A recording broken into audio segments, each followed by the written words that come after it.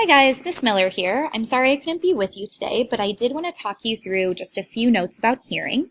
You should have just finished up your mini quiz on sound, and you should have two pieces of paper in front of you for this presentation. The first piece of paper should say Unit 8, Waves, Day 3, Hearing, Notes Sheet at the top. And the other piece of paper should say Hearing Fun Facts. So if you don't have these two pieces of paper in front of you, pause the video now and ask the substitute. Okay, so let's dive right into the warm-up. The warm-up, you'll see that you have three options of standing waves on the left side. The first one, the second one, the third one. Over here, you have three different instruments. You have a pan flute as A, you have a xylophone for B, and you have kind of blowing into water bottles to get that resonant sound for C. I'd like you to do your best, knowing what you know about standing waves from last class, and match 1, 2, 3 with A, B, C. You should have matched 1 with C. You'll see for the bottles in C, you have closed end at one side, and then the open end, which is like where the mouthpiece of the bottle is. And so we can model this with having a closed end at the left side and an open end at the right side. Option 2 should have been matched with A. Now, I should clarify, when I say a pan flute, I'm imagining a pan flute that is open on both sides. As you can see in the standing wave formation, open on both ends. And finally, option 3 should match with B. And I do want to say that I recognize that a xylophone isn't necessarily made out of tubes, even though our standing wave looks like it's inside of a tube. Nonetheless, modeling the xylophone using a tube that's closed at both ends can really help us understand what's going on inside of a xylophone. So I really wanted this to be the warm-up to highlight the standing waves that you learned last class and their connection to instruments that you might be building for the instrument project. I also wanted to give a nod to transverse waves, particularly light waves. I know that we've talked a lot about sound waves and longitudinal waves because it makes the most sense for our instrument project. But I just want you to know that there are a lot of other types of waves out there, particularly a lot of light waves. So we call this the electromagnetic spectrum, okay? And they represent light waves, which are indeed transverse waves. On the electromagnetic spectrum, you'll see gamma rays, X-rays, ultraviolet, visible, infrared, microwave, and radio waves. And you can see underneath I've labeled the gamma ray side is going to be shorter wavelengths, higher frequencies. The radio wave side is going to be longer wavelengths, lower frequencies. And so it's kind of crazy to think that we can only see with our eyes the visible spectrum right here. And yet look at how small that is compared to all of the light that's out there in the universe. Kind of mind-boggling. But anyway, let's get back to sound, because again, that makes most sense for the project that we're doing. So sound waves. Sound waves are, of course, longitudinal, meaning that the air molecules are vibrating back and forth parallel to the direction of the wave. You really need those air molecules in order to hear the wave at all. So all of those Star Wars movies where you hear explosions happening in space, well, you actually wouldn't hear sound in space because there are no air molecules in space to vibrate. When we hear sound, you can hear higher pitches, like higher notes. Those would correspond to higher frequencies. If you want to hear a lower pitch, a lower note, you would need a lower frequency. Similarly, you could hear a louder sound, that would mean a larger amplitude. Or a quieter sound, of course, would mean a smaller amplitude. Okay, so we understand how sound is moving through the air in this longitudinal wave. But how does the sound that's moving through the air translate to the sound that our brains are interpreting? So to answer that question, we really need to understand the anatomy of the ear. So there are kind of three different regions of the ear. There's the external or the outer ear. This is going to be the part that you can really see. The goal of the external ear is to collect and then channel that sound into the next section, the middle ear. The middle ear. This is where the vibration of the sound waves starts to vibrate really tiny bones. These, in fact, are the smallest bones in your body. If you're into trivia, The three smallest bones in your body in the middle ear are the stirrup, the anvil, and the hammer. Finally, you have the inner ear. This is going to be the most inside portion. This is where the vibrations themselves coming from those three little bones are going to translate to electrical impulses. And our brain is what reads those electrical impulses. I want to play you a YouTube video at this point that kind of goes into more detail about the anatomy of the ear. Let's take a look.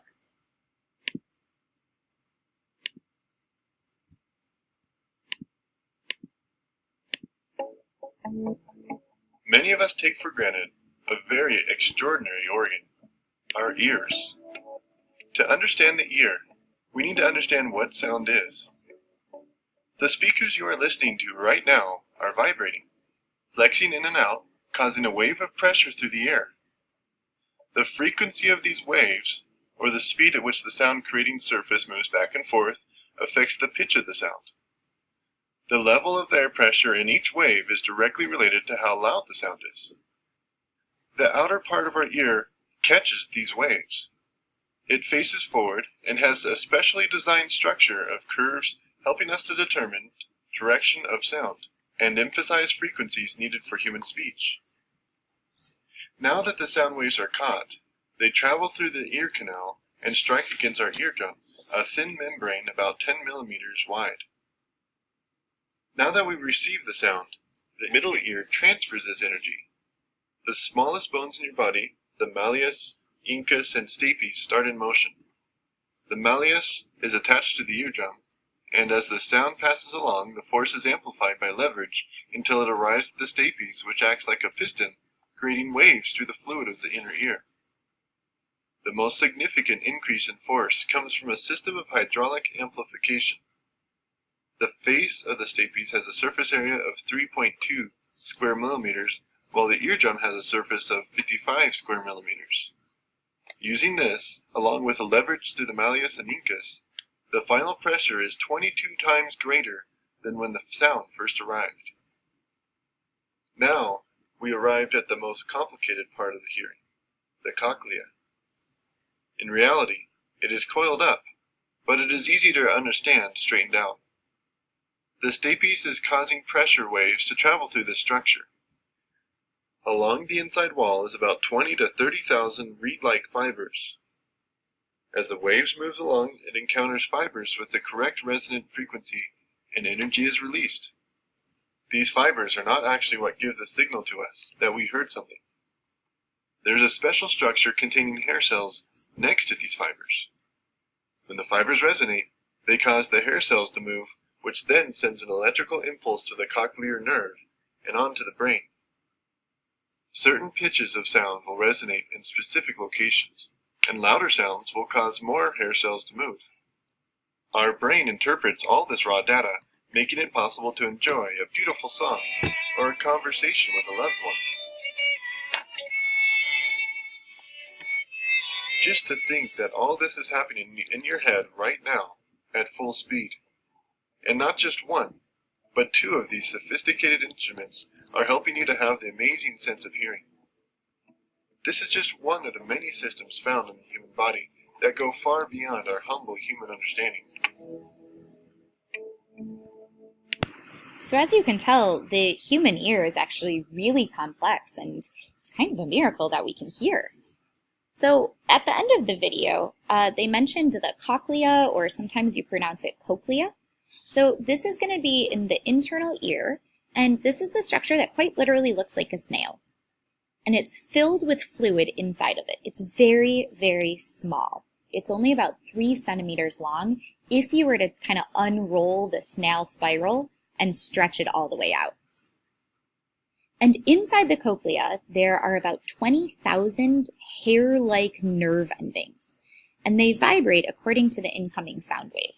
So for example, if the incoming sound wave is 1500 hertz, then hairs in this part of the cochlea would vibrate. Or if the incoming frequency were 4000 hertz, then hairs over here would start to vibrate. So each nerve hair is sensitive to a particular frequency, a particular pitch.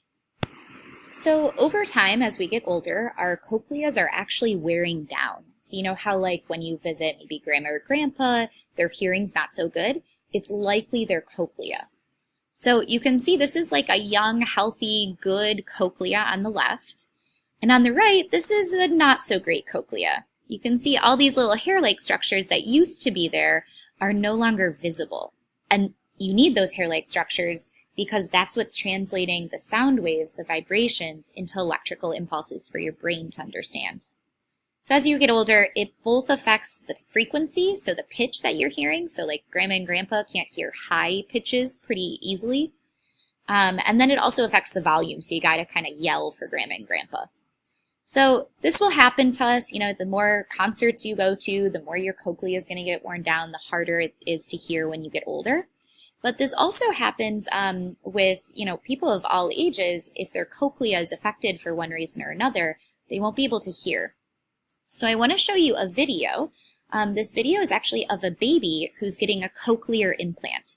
So this is essentially a way of bypassing the cochlea to still get your brain to receive the signals. And so this baby is about to hear for the first time. This is one of my favorite videos. So here is our 8-month-old baby hearing for the first time. And he's back on again. See how he turns? Hi, Jonathan. Stop the sucking. Yeah. Hi. Good. Could you real good. hear that? Hi, sweetie. Could you hear that? Hi. Hi. You got that, Dad, right? Hi, Jonathan.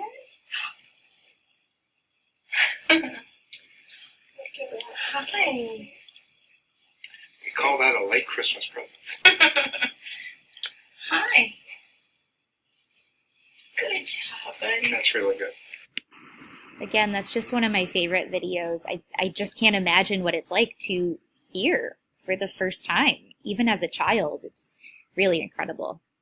If you're interested, you can go to the link that's listed on this slide, and you can actually do a hearing test for yourself, where you're going to play different frequencies, and you can see if you hear them. And you'll find that there's actually, the higher the pitch, the harder it is to hear, and there's going to be a point where it's playing a note, but it's outside of your range of hearing. Your cochlea can no longer get to that frequency. So you can kind of see who in your table group has the best hearing or who has the worst hearing, things like that. But this is a fun link to do a self-test. So at this point, I'll transition to your second piece of paper, which is fun hearing facts. This is really just a sheet for you to read through. It kind of goes through some of the best hearers in the animal kingdom, some interesting facts here and there, just fun for you to read through. And then you can file both the fun hearing facts as well as your completed note sheet into your binder. You do not need to turn these in. Okay? So the remainder of class today will then be working on your instrument project. So your substitute should make an announcement when that begins.